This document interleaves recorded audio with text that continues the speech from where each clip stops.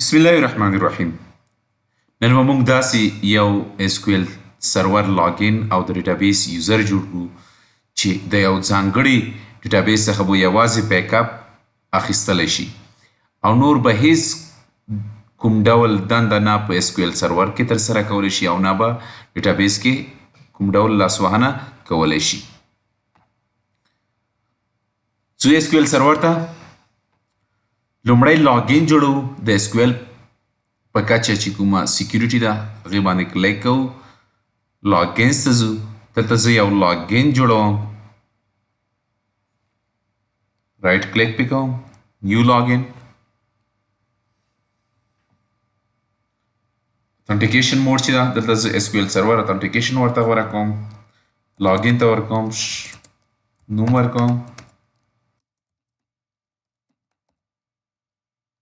فیصل پاسورډ زه ورکوم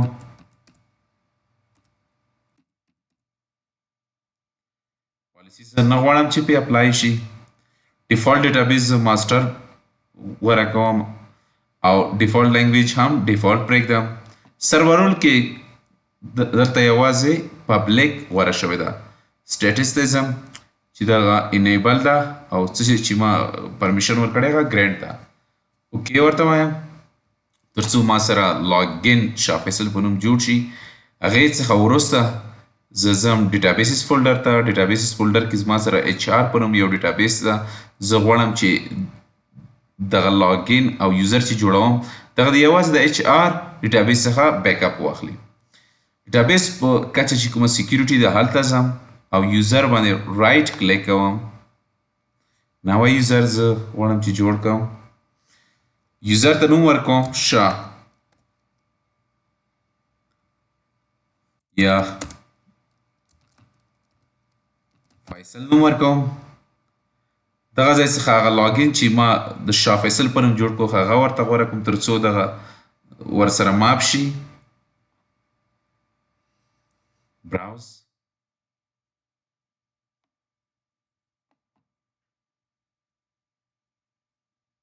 اوکې بیا هم اوکې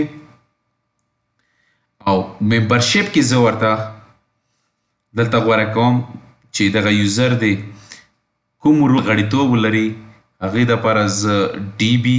بیک اپ اپریټر غړیتوب ورکوم تر څو دغه وکړلی شي چې یوازې بیک اپ دی دغه HR ډیټابیس څخه واخلي او نور د هیڅ کوم ډول لاسوهنه په ډیټابیس کې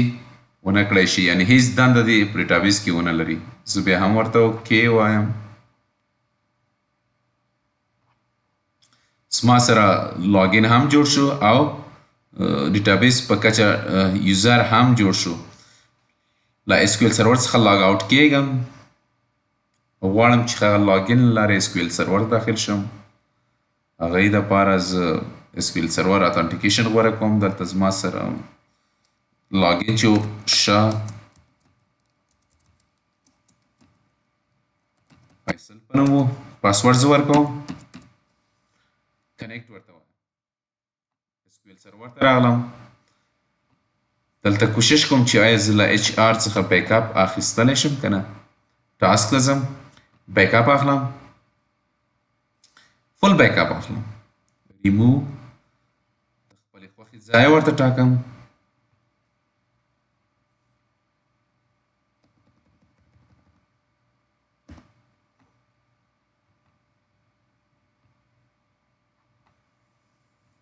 بیک اپ ته نوم ورکوم HR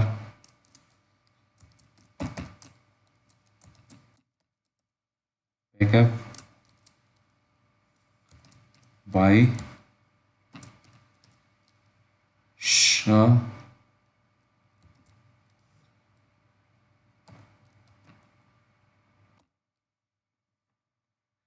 اوکې ورته وایم بیا هم اوکې اوکې تر څو دا ډیټابیس واخیستل شي ډیټابیس سکسسفولي که چیرې زه غواړم چې اوس دغه ډیټابیس زه ډیلیټ کړی شم نو دا به ما ته د دې اجازه رانه کړي چې ډیټابیس دې زه ډیلیټ کړی شم دا ځکه چې دغه یوزر یا لاګین سره دومره اختیارات نشته دي دومره واکونه نشته دي چې هغه د ډیټابیس ډیلیټ کړی شي دا دوستانو زموږ د نن ورځې موضوع تر بل ویډیو لیکچر پورې مو په لاس پرم ښې چارې الله مو مل شه